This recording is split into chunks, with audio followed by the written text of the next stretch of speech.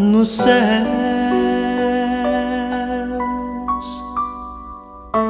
Santificado seja o teu nome, venha a nós o teu reino, seja feita a tua vontade, na terra como nos céus.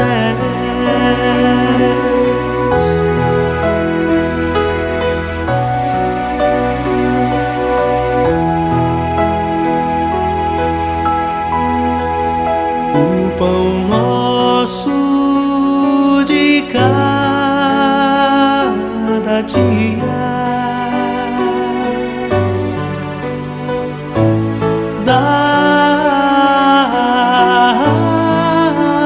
dá-nos hoje e perdoa nossas dívidas, como nós perdoamos nossos devedores.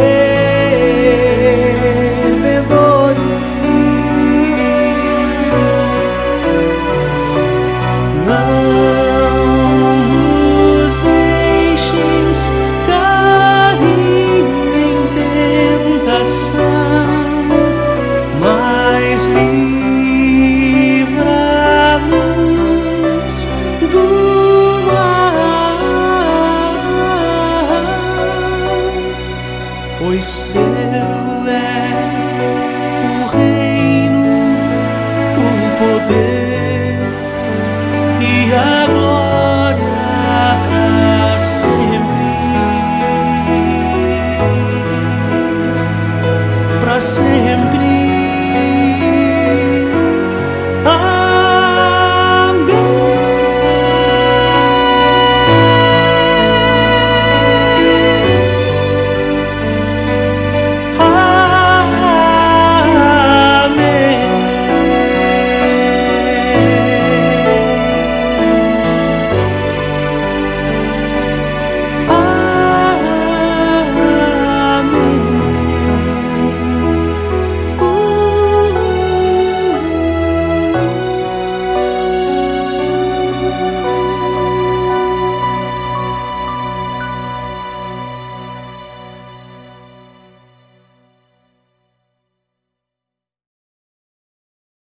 Amém?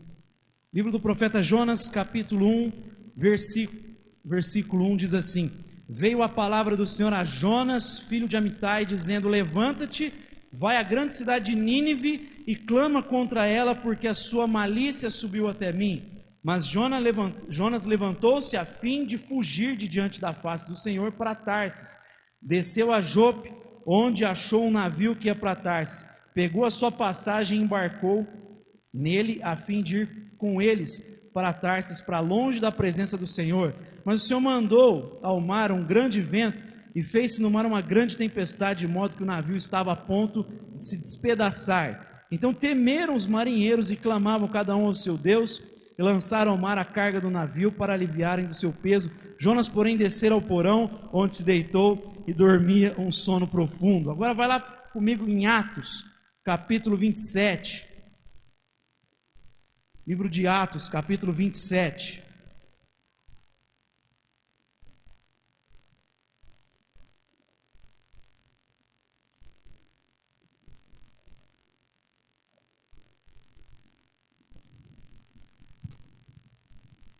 Versículo 20. Atos 27, verso 20.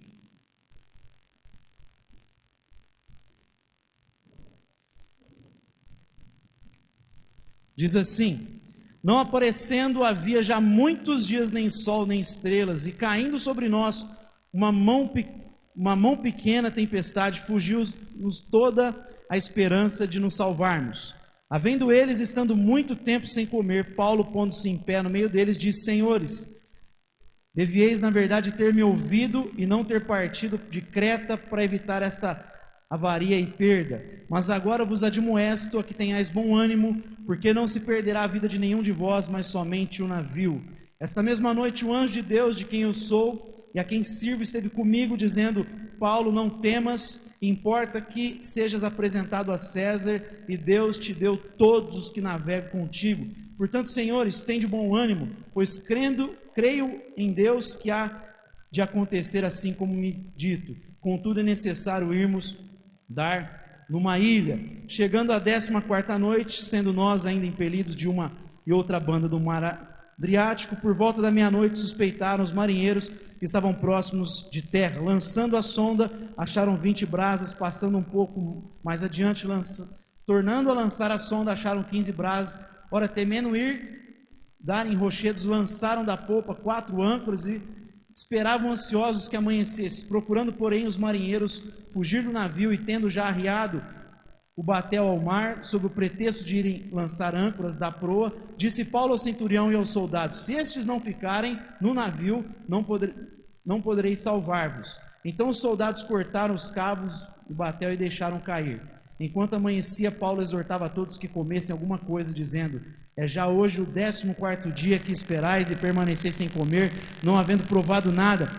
Portanto, exorto-vos a que comais alguma coisa, disso depende a vossa segurança. Nenhum cabelo cairá da cabeça de qualquer um de vós. E havendo dito isso, tomou o pão, deu graças a Deus na presença de todos, e partindo começou a comer. Então todos cobraram ânimo e se puseram também a comer. Éramos ao todo no navio 276 pessoas. Saciados com a comida, começaram a aliviar o navio, alijando o trigo ao mar. Sendo já dia, não conheceram a terra, mas enxergaram numa enseada como uma praia, e consultaram se poderiam encalhar nela o navio. Levantando as âncoras, deixaram-na no mar, largando também amarras do leme. Então, içando a vela da proa, dirigiram-se para a praia, dando, porém, num banco de areia, encalharam ali o navio.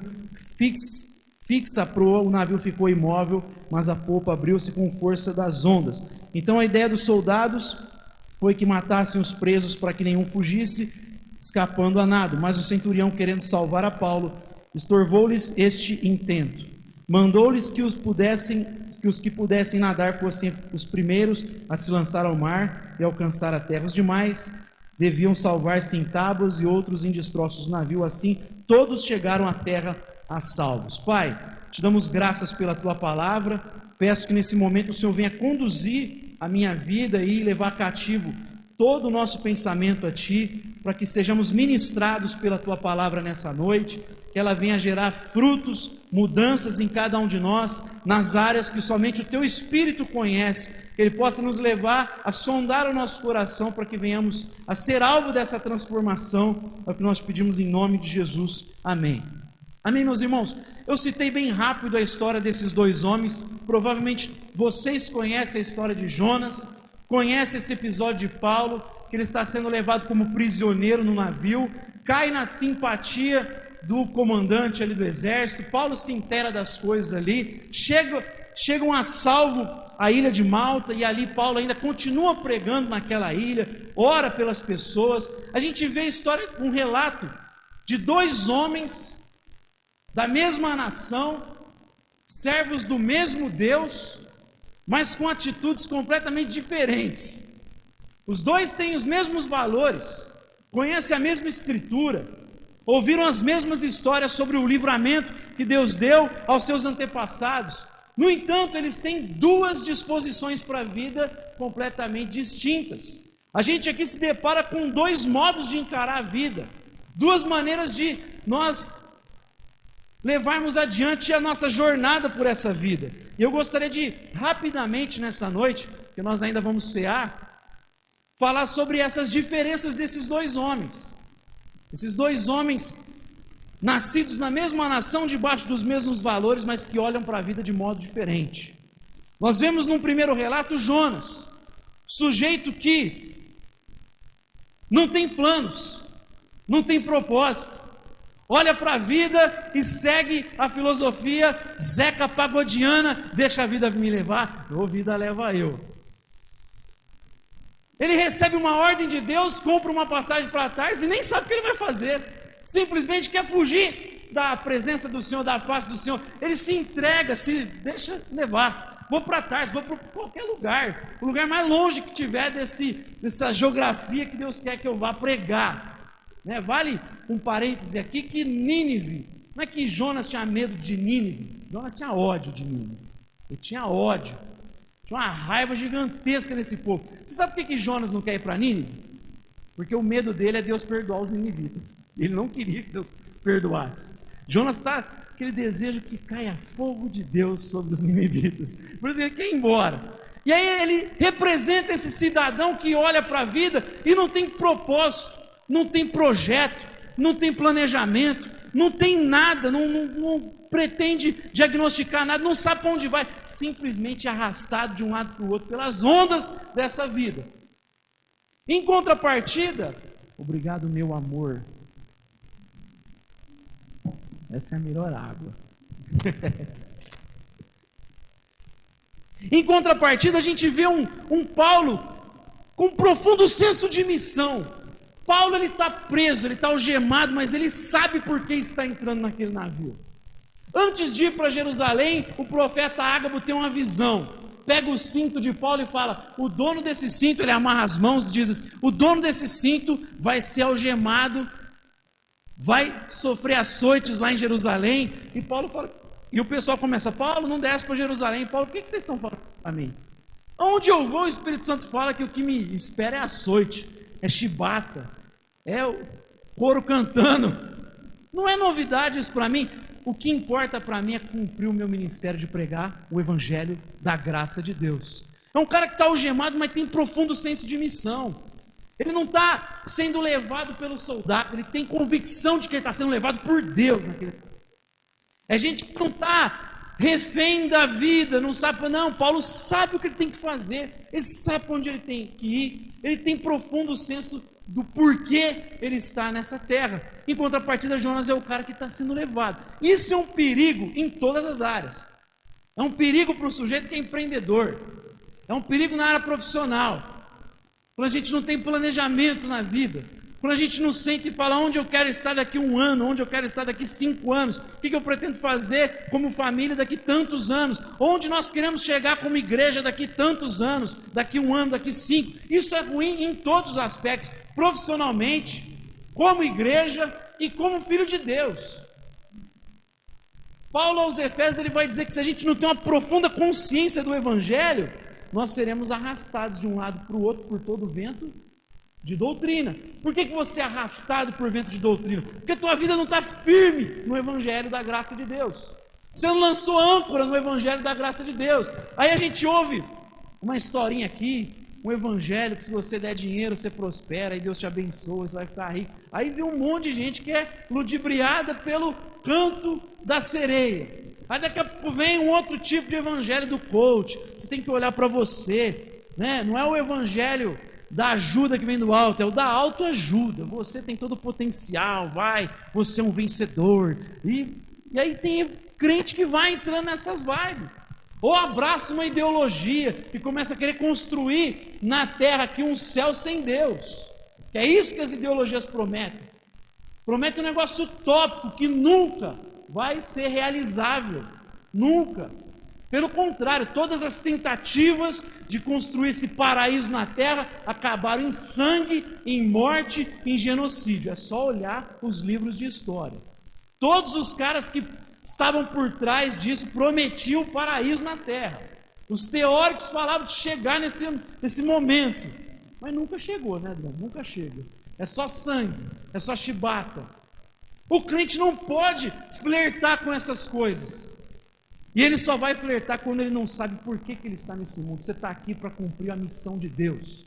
Nós estamos aqui, diz a confissão de Westminster, para nós adorarmos a Deus e desfrutarmos dele. Nos alegrarmos nele. Essa é a grande missão dos filhos de Deus. E a segunda é nós servirmos o próximo.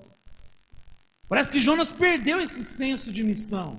E aí por isso que ele sai, se projeta numa vida sem planejamento, sem rumo. Como eu falei, isso aqui é ruim em todas as áreas, em todos os sentidos. Quando você segue a filosofia do Zeca Pagodinho, você só vai se arrebentar na caminhada. Você não vai alcançar nada, você não vai conquistar nada, você vai chegar lá na frente e só vai olhar nada, não fez nada. Por quê? Você nunca colocou como projeto, nunca planejou nada. Eu estou pregando, isso não é para você, não é para mim também. A gente precisa aprender a sentar e planejar. Sei que a minha esposa essa hora está lá, fala, Deus. A gente tem que sentar e planejar, na nossa vida, como família, como igreja, em todas as áreas. Paulo, ele nos mostra um cara que tem senso de missão, ele sabe porque está pisando nessa terra, em contrapartida o outro está viajando sem rumo. Olha o que diz Provérbios, capítulo 21, verso 5. Os planos bem elaborados levam à fartura, mas o apressado sempre acaba na miséria. Vou repetir. Os planos bem elaborados levam à fartura, mas o apressado sempre acaba na miséria. Segunda diferença desses homens: o primeiro usa a sua liberdade para fugir da responsabilidade. Jonas, ele foge de cumprir a incumbência que Deus deu para ele. Afinal, Deus disse: vai para Nínive, você vai pregar contra esse povo, a maldade deles chegou diante de mim. É para pregar para essa gente que vai vir destruição sobre eles, se eles não se arrependerem. E aí Jonas decide fugir. Ele usa a sua liberdade. Lá na frente ele se deparou com o peixe. Ele usa da sua liberdade para fugir da responsabilidade. E está cheio de gente assim na nossa geração. Gente que quer usar da liberdade para fazer o que quer. Eu sou livre. Gente que não quer dogma. Eu tô nem aí para doutrina, para religião, não quero esse negócio, eu quero ser livre. Está cheio de livre pensador. Não, para com esse negócio, diga não aos dogmas, né? Gente, deixa eu te explicar um negócio, isso não passa de um clichê. Quando você rejeita um dogma, por exemplo, se você rejeitar o dogma cristão, você não fica sem dogma, você abraça outro sem perceber. Não existe gente sem dogma, sem um tipo de visão de vida como ela deve ser. Todo mundo segue algum tipo de doutrina, algum tipo de dogma, consciente ou não disso. Então quando eu ouço pessoas falando diga não aos dogmas, o cara está abraçando o dogma. O pastor Jonas Madureira Batista escreveu Inteligência Humilhada. Ele diz assim: ora, quem diria que esse clichê não passa de um dogma também, é tão dogmático quanto. Ou senão, irmão, pensa fora da caixa, você precisa pensar fora da caixa. Isso daí eu ouvi um monte na minha juventude. Pensa fora da caixa, é o descoladão. Você está jogando fora uma caixa, mas você está pegando outra caixa no lugar e raciocinando dentro dessa caixa. Qual? Pode ser o existencialismo, que é essa ideia aí de você dar um sentido, um significado para a sua existência através de um ato da tua vontade. Essa é a filosofia existencialista. O Francis Schaeffer vai refutar esse negócio, ele vai dizer assim: mas se para dar um sentido na minha vida não existe verdade, não existe valores morais absolutos, então para eu dar um sentido para a minha vida eu só tenho que me firmar através de um ato da minha vontade. O Schaeffer vai dizer: tanto faz se um dia de chuva eu parar o carro e dar uma carona para uma senhora que está atravessando a rua e levar ela para casa, ou eu acelerar e passar em cima dela, porque eu vou fazer um ato da vontade do mesmo jeito. Não tem lógica, não tem fundamento você pensar assim. Mas a gente está numa geração que é ventilado esse tipo de filosofia. Não pense que isso é coisa de filósofo. Isso entra nos desenhos animados, isso entra na cultura, isso está presente. O século XXI é marcado por quê? Por o cara dando ressignificação para a sua própria existência. Eu já falei isso várias vezes. Século XX foi considerado a morte de Deus, pelos cientistas, pelos filósofos. E aí muitos cristãos vão dizer: o século XXI vai ser marcado pela morte do homem. Por quê? Você rompeu com o fundamento que te dá sentido, que dá significado para a tua vida. Você quer ser livre. E aí no seu intuito de liberdade, você começa a deturpar o significado de ser gente, de ser humano segundo as Escrituras. É por isso que não é uma coisa incomum você ver várias pessoas com crise de identidade hoje. Que olha para o espelho, o sujeito que é homem, e fala: eu me sinto como menina. Mas o espelho diz para ele: mas você é homem, a tua estrutura biológica diz isso. Mas ele prefere se apoiar no seu sentimento, ao invés de se apoiar na sua estrutura biológica. E aí ele ressignifica toda a vida dele. Ele vai lá e faz uma cirurgia, Aí ele vai lá e quer mudar o conceito de casamento na Constituição, quer mudar o conceito de casamento na sociedade, que é milenar. Aí ele vai lá e começa a falar, para os cristãos, para com esse discurso fascista, para com esse discurso aí autoritário, para com esse discurso, o cara quer ressignificar a tua fé, o cara quer que a gente rasgue a Bíblia, não fica restrito somente ao que ele acha, ele vai querendo levar toda essa lógica da sua subjetividade e impor isso aí para a sociedade. Por quê? Porque a liberdade total não faz o cara reconhecer as formas que Deus colocou no mundo. O cara não respeita as formas que Deus colocou nas estruturas, no ser humano. Ele quer remodelar tudo isso. Por quê? Porque ele quer ser livre. Ele é livre. Jonas pega a responsabilidade e joga para lá. Por quê? Ele quer ser livre, ele quer fugir. Está cheio de gente assim na nossa geração. Se coloca debaixo dos seus próprios instintos, está atrás de prazer, vai correndo num monte de absurdo, porque quer ser livre. Mas em contrapartida a gente se depara com um Paulo, que mesmo preso desfruta da verdadeira liberdade no exercício da sua responsabilidade. Ele está preso, mas ele é livre diante de Deus. Tem coisa mais maravilhosa do que ler as cartas do apóstolo Paulo.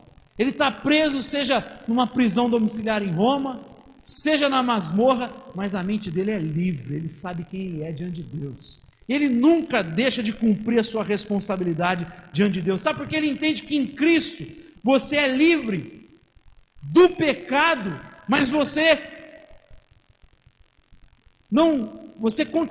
não é apenas livre do pecado, mas você é livre para Deus, para cumprir a vontade de Deus. Ele te liberta do pecado, mas você ainda está vivendo debaixo da graça e da vontade de Deus. A gente não entende só o liberdade de, tem que entender o liberdade para. Liberdade do pecado, mas liberdade para a vontade de Deus, para a vida. Paulo entende isso. Eu fui liberto do pecado, mas essa libertação me coloca para viver buscando a glória de Deus, a vontade de Deus. Só a liberdade na verdadeira vida, irmãos. Por que essas pessoas não conseguem reconhecer as formas? Porque elas estão procurando dar sentido em outra coisa que não seja a palavra de Deus. Agora, quando você é livre em Cristo Jesus e reconhece que tem que viver para Deus, aí você vai experimentar a verdadeira liberdade. Por quê? Você vai estar se relacionando com as coisas do modo que Deus diz para você se relacionar. Aí o nosso casamento vai ser bem sucedido porque eu vou estar me relacionando como marido e mulher do jeito que Deus diz que eu tenho que me relacionar. A igreja vai desfrutar de bênçãos, ela vai crescer, por quê? Porque ela vai estar vivendo o que Deus diz que ela tem que viver como igreja. Você na sua empresa vai ver Deus manifestando ali, por quê? Porque você está vivendo como um verdadeiro empresário do reino de Deus. Você funcionário vai prosperar por quê? Porque você está vivendo como um verdadeiro funcionário do reino de Deus. Você sabe que acima do seu patrão está Cristo e você deve toda a honra e toda a glória a Ele. E aí quando você responde dessa forma, a mão de Deus vem e te abençoa. Aí você desfruta de verdadeira liberdade. A humanidade está vendo cerca. E deixa eu te falar, se Deus colocou cerca, não é para o teu mal, é para o teu bem. Olha o Éden, o que podia e o que não podia ser feito. Você podia comer de toda a árvore ali, o que não podia? Não come dessa aqui. Deus colocou uma cerca, ó, tem até o princípio de propriedade privada aqui, né? Tem uma cerca aqui, o que pode. Era para o mal do homem? Não. Agora está cheio de gente hoje que quer destruir cerca, onde vê cerca ele quer destruir. O cara que é um pouco mais conservador fala, se alguém colocou a cerca aí, tem uma razão. Então, antes de destruir, vamos procurar por a razão de alguém ter colocado essa cerca aqui. Agora, o revolucionário quer destruir cerca. Chega, pá, não quero ser escravo, eu quero ser livre. Aí destrói a cerca, e daqui a pouco ele percebe que tem um touro lá, bravo do outro lado, por isso que tinha cerca. Vai se arrebentar. Paulo, ele entende que nós somos chamados para a responsabilidade. Deixa eu citar uma frase do Chesterton. Uma nação que não tem nada além dos seus divertimentos, não se divertirá por muito tempo. Só quer banalidade, diversão e não quer responsabilidade, daqui a pouco você não vai ter nem isso. Essa geração não vai amadurecer e vai sofrer as consequências de querer viver dessa forma. Ela vai experimentar de tudo aquilo que ela plantou, ela vai acabar colhendo todo o mal que ela plantou. Utilizar a liberdade para correr atrás daquilo que é banal é como ir construindo a própria cerca que vai nos aprisionar no futuro. Terceiro, o primeiro, Jonas, ele se aliena na jornada. Já Paulo, ele se inteira de tudo. A gente viu aqui que Jonas, o que ele foi fazer no porão? Dormir. Uma tempestade, o navio chacoalhando, os caras apavorados, buscando, invocando tudo quanto é Deus, e o Jonas dormindo. Tanto que o marinheiro que acha ele falou: "Oxe, você tá maluco, velho? Todo mundo lá clamando, com medo de morrer, você tá dormindo, velho? Você tá maluco?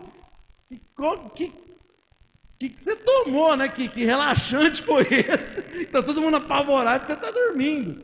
E tá cheio de gente assim também, completamente alienado na jornada dele.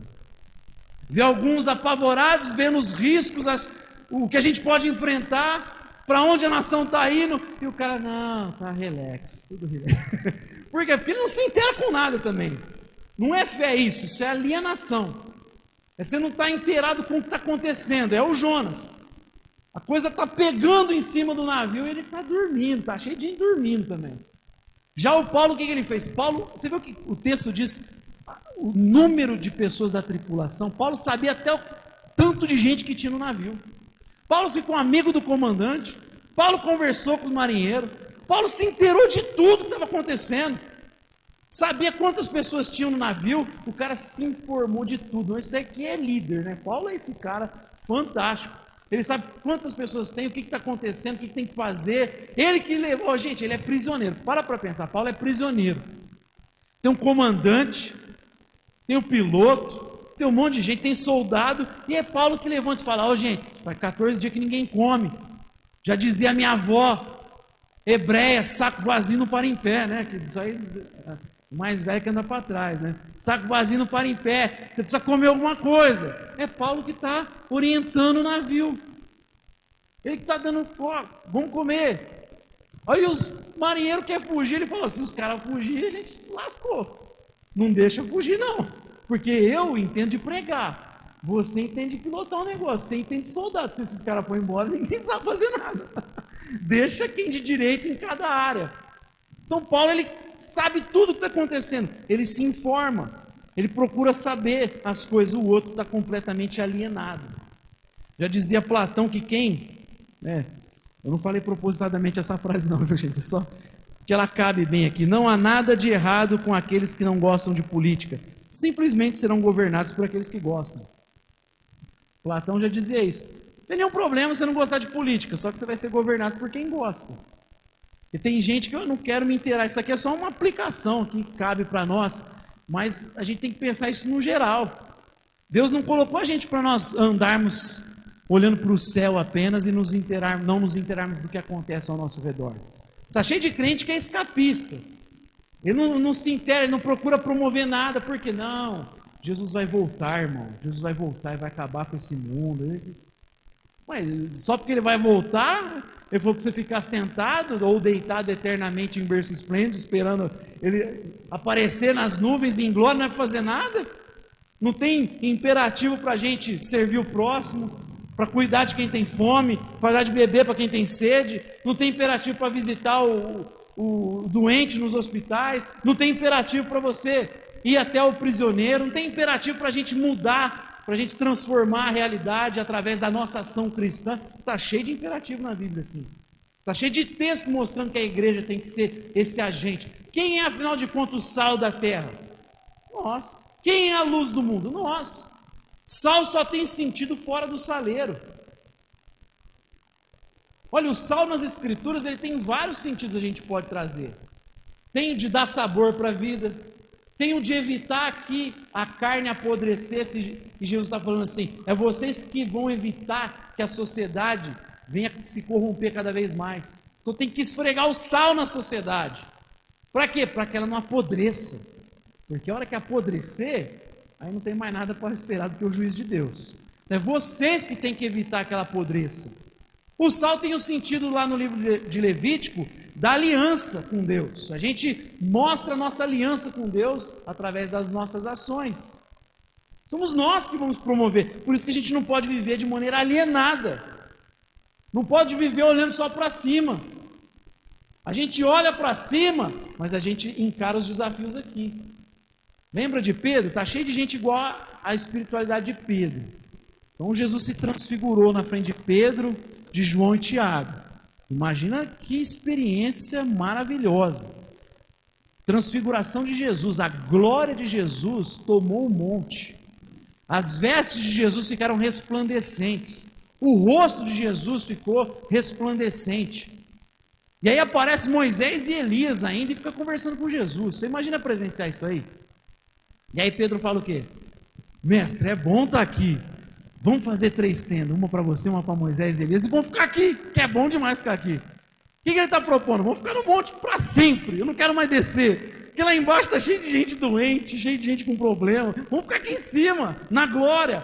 E o que Jesus faz? Desce. E a primeira coisa que ele se depara lá embaixo, o endemoniado, menino epilético.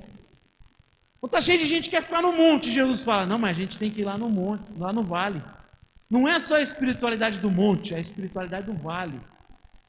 O monte é aqui, irmão. A gente se reúne de domingo para lembrar de quem nós somos, para onde nós iremos, para nós celebrarmos a salvação, para a gente se encher da graça de Deus. Mas tem que viver no vale também, para as lutas, para os desafios.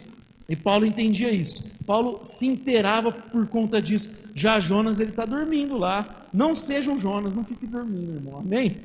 Jonas, ele não ora por ninguém, se você parar para ler a história. Ele não ora por ninguém. O cara fala, eu clamo o teu Deus aí para ver se muda o negócio, senão a gente vai morrer.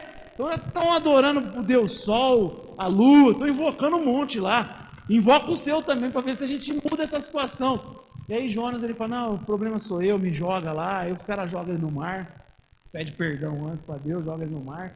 E a tempestade acalma. Mas Jonas não ora por ninguém. Por ninguém. Já Paulo, ele ora por todo mundo. A gente viu que ele está orando pelo navio. Deus me falou que ninguém vai se perder. Nenhuma vida vai se perder nesse navio. Quando eles descem para a ilha de Malta, Paulo começa a orar pelos doentes.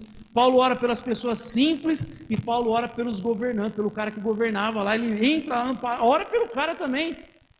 Paulo ora por todo mundo, prega para todo mundo, Paulo está envolvido. E o outro está orando, está fazendo a diferença na vida de ninguém. É o sujeito que perdeu, como a gente falou, está encarando a vida de uma forma completamente contrária ao que Deus nos ensina. É o tipo de gente que reclama das pessoas, reclama dos políticos, reclama do patrão, reclama da igreja, o cara não faz nada para mudar, sabe? Só reclama. Ai, esse Brasil não tem jeito mesmo. Ai. Põe na Netflix aí pra gente assistir uma série, porque não tem jeito o Brasil. Ah, essa igreja, viu? Nossa, pastor Levi também, ó, esse cabelo dele aí, não dá. Pastor Jones também. Não dá com esses caras, não. Não, a igreja não vai. O que você está fazendo para ajudar? A tua parte na cooperação da promoção do reino de Deus, do Evangelho. Não seja como Jonas, não fique alienado e não deixe de fazer aquilo que Deus mandou você fazer. Quinto, primeiro, desistiu da vida. Jonas é o cara que perdeu o encantamento. Encantamento não é uma palavra legal, né? Mas perdeu a alegria da vida. Jonas é o cara que mergulhou no pessimismo, mergulhou na desesperança. É o cara que quer morrer. Me joga aí que acaba logo esse negócio aí. Me joga que acaba. Eu não quero nem pregar por ninguém. Prefere morrer do que ir para lá. Me joga aí, joga ele. O cara desistiu da vida. Desanimou. Completamente desanimado. Já Paulo, o cara está apaixonado pela vida. O cara está preso, mas ele não perde a paixão. O vigor pela vida. Nenhum momento ele esmorece. O cara está sempre animado. Está sempre levando o reino. Nós precisamos de gente assim, nós precisamos ser assim, né? Eu confesso também que muitas vezes a gente cai num abatimento, né? Você vê só dificuldade, a gente cai naquela frase do Rui Barbosa, de tanto ver o mal prosperar, de tanto ver a injustiça, o homem sério, correto, chega a rir da honra, desistir da justiça. A gente às vezes cai nessa ideia do Rui Barbosa, porque você desanima. A gente flerta com o mesmo problema de Asaf, lá no Salmo 73. Tive inveja dos ímpios, porque tanto prosperam esses que fazem o mal, escapam ilesos. E eu quase desviei, ele vai falar. Quase desviei. Por quê? Porque ele perdeu a visão de quem era Deus. Porque ele começa o Salmo dizendo, certamente Deus é bom para Israel. Porém eu quase desviei, meus pés quase vacilaram, porque eu tive inveja dos ímpios. Ele tira os olhos da verdade que Deus é bom para Israel e começa a aparente injustiça dos ímpios. Mas lá durante o Salmo ele vai dizer assim, não vão escapar ilesos, não vão escapar. Deus coloca esses caras em lugares escorregadios. O juízo de Deus virá sobre essa gente.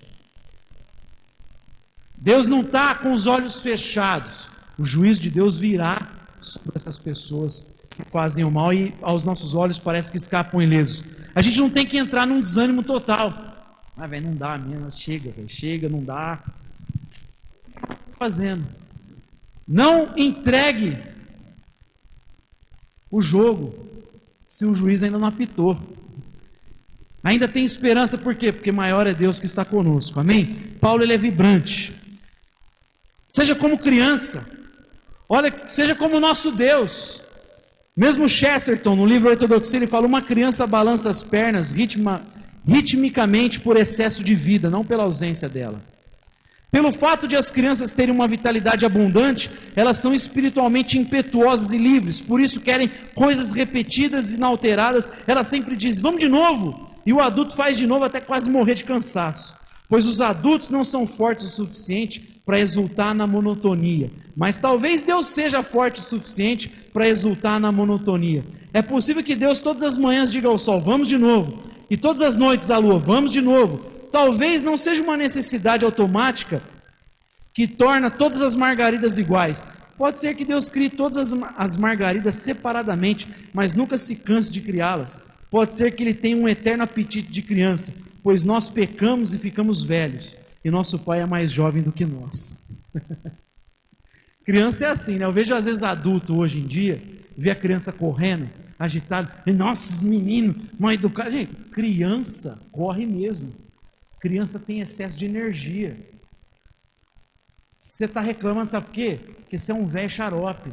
Você ficou, às vezes, um velho de 30 anos, 25 anos. É criança. Eu lembro quando eu era criança, eu corria na igreja, ia para lá, queria estar com a molecada.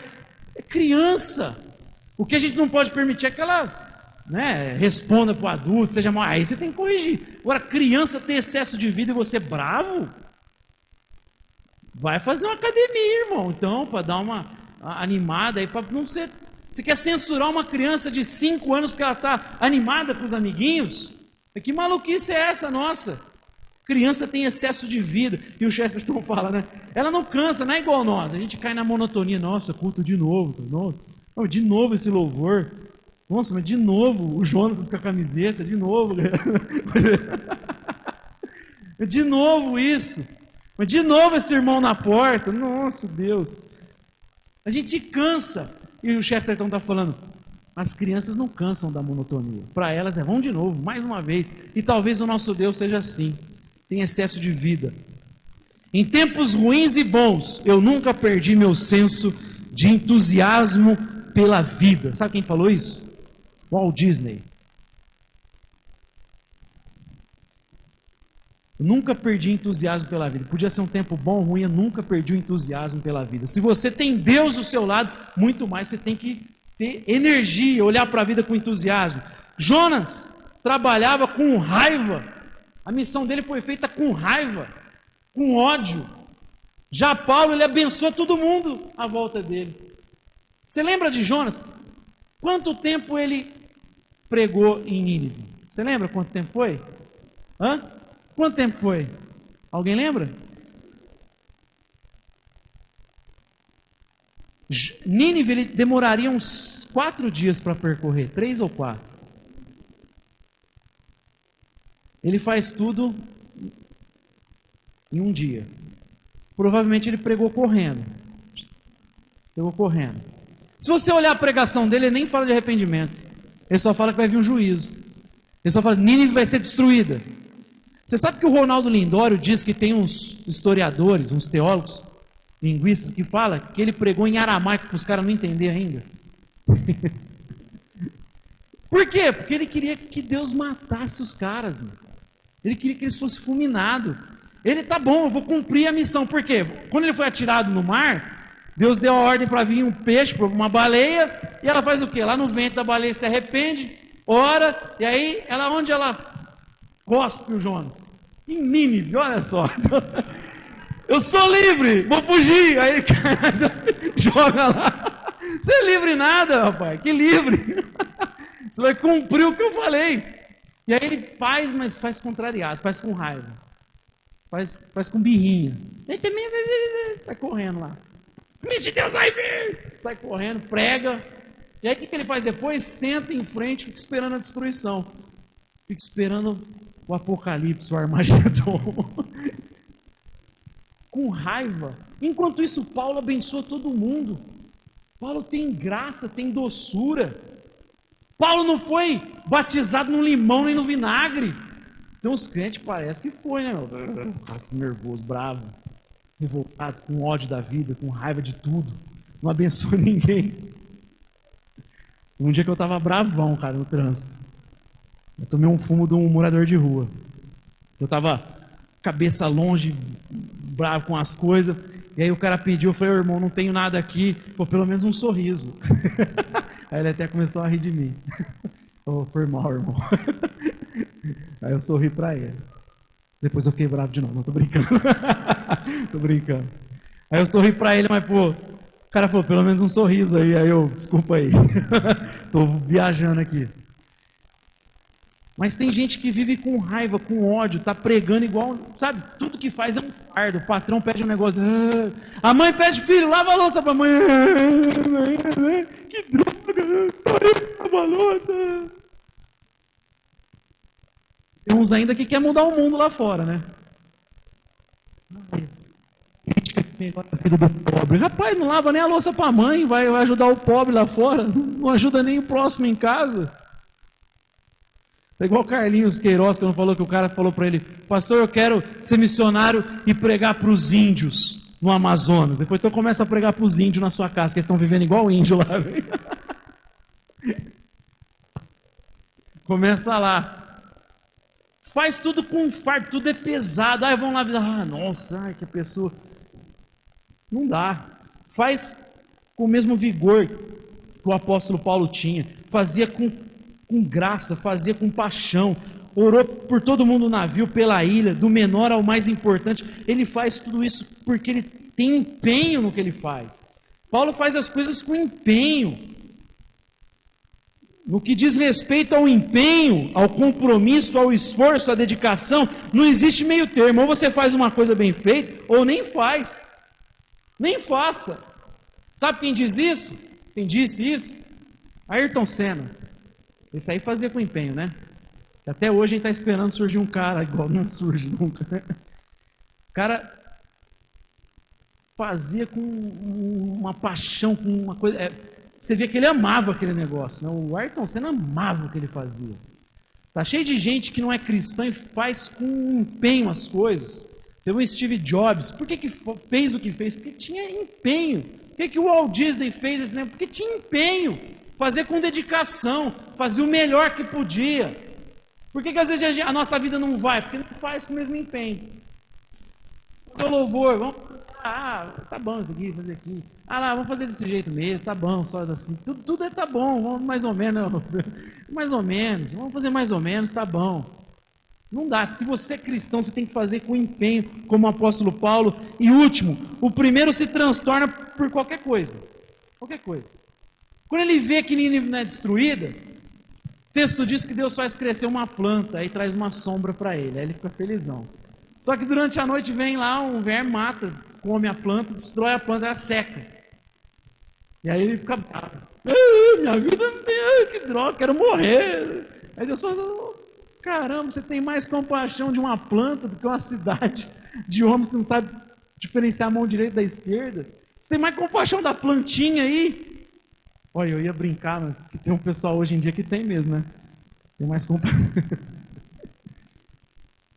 do que de gente. E aí ele está lá, acabou a vida dele. Por quê? Porque uma planta secou. Olha só que problemão, hein? Ele quer morrer. O texto fala que ele quer morrer. Quando a planta seca, deseja morrer. Nossa, que problemão. Que problemaço, hein? A planta secou. Você não tem mais sombra para sua cabeça. Eu quero morrer. Enquanto isso, o apóstolo Paulo é salvo do navio, senta na praia, eles acendem uma fogueira e vem uma víbora e pica a mão de Paulo. E o pessoal fala, vixe, se aí estava com as horas contadas, Deus queria matar mesmo, porque ele se salvou do navio e agora chega aqui e toma uma mordida de víbora. E o texto fala que Paulo não faz nada. Continua de boa ali. Por quê? Porque ele confia em Deus. Ele confia naquele que disse, ninguém vai se perder. Ele confia que Deus tinha uma missão, que não tinha acabado a missão para ele. Então ele não, me culpa, é que foi por isso que você me trouxe em Malta, eu ia morrer. Olha que coisa, o cara é picado por uma víbora e está de boa, o outro a planta murcha, não tem mais sombra para a cabeça, eu quero morrer, me mata. Que profetinha, mãe. Irmão, que crente que você quer ser? Qual tem sido a tua jornada nesses dias? Qual tem sido a sua jornada nessa vida?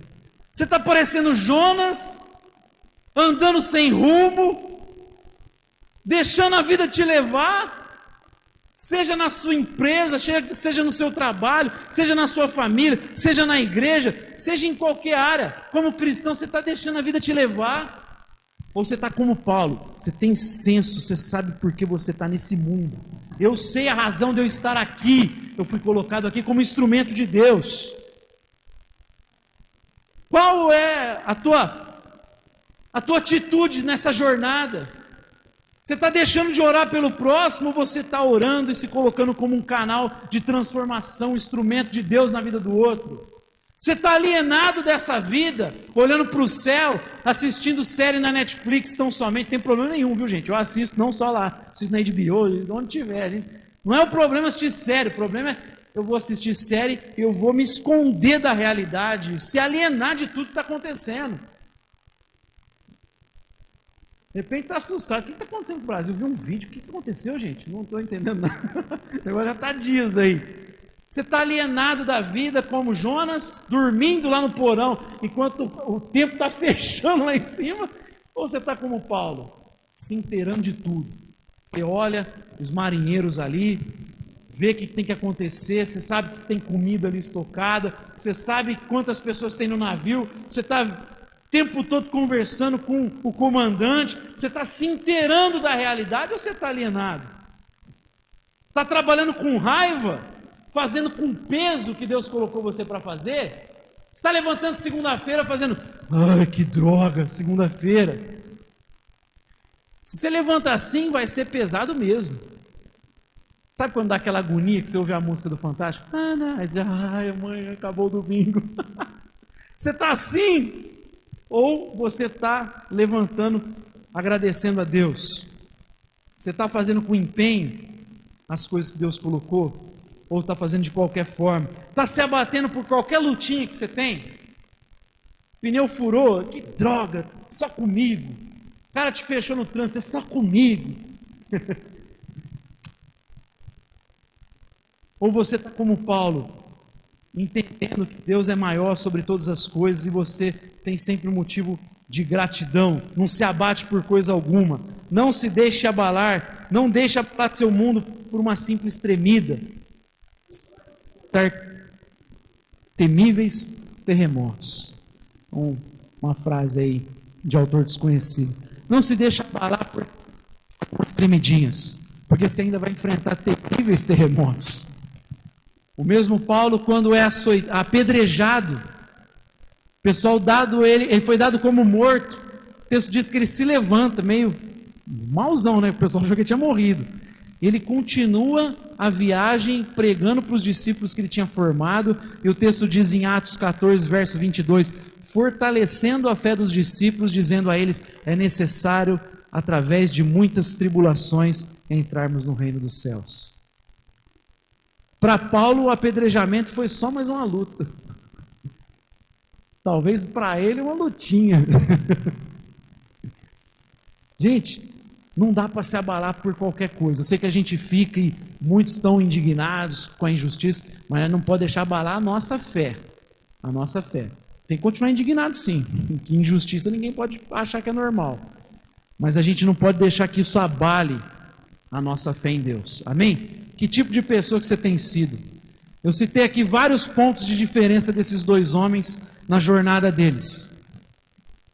Na tempestade que eles enfrentaram. Que tipo de marinheiro que você tem sido? Que tipo de pessoa você tem sido nessa jornada? Em algum dos pontos você se viu como Jonas? Se você se viu em alguns desses pontos como Jonas, eu quero te convidar a se colocar diante de Deus nessa noite. Amém? Porque eu vou me colocar, porque tem pontos aqui que eu me identifico com Jonas. E eu não quero ser como Jonas nessa jornada. Eu quero ser como o apóstolo Paulo. Amém? Eu quero lá no final da vida, mesmo tendo que enfrentar a morte, dizer, olha, combati o bom combate, guardei a fé, terminei a corrida, agora me resta receber a coroa da justiça, que o justo juiz prometeu para aqueles que o amam. Eu quero terminar dizendo, para mim o viver é Cristo e o morrer é lucro. Fui crucificado com Cristo, já não sou eu quem vive, Cristo vive em mim. A vida que eu vivo no corpo agora, eu vivo pela fé no Filho de Deus que me amou e se entregou por mim. Pai Santo, nós colocamos a nossa vida nas Tuas mãos nessa hora. Só o Teu Espírito sabe como nós temos nos portado na nossa jornada nesse mundo.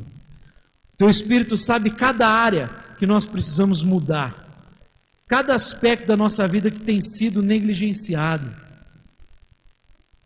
Que nesse momento, Deus, o Senhor leve cada um dos Teus filhos a essa reflexão, essa autoanálise, mas acima de tudo se colocando diante de Ti, aos Teus pés, clamando misericórdia para que o Senhor nos ajude a superar cada uma dessas áreas que nós estamos defasados.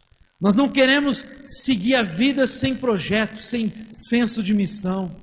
Nós não queremos, Pai, viver aqui completamente alienados na nossa jornada. Nós não queremos fugir da nossa missão. Nós queremos em todo o tempo dizer, eis-me aqui, Pai, envia a mim. Nos envia como igreja. Abençoa cada um dos Teus filhos.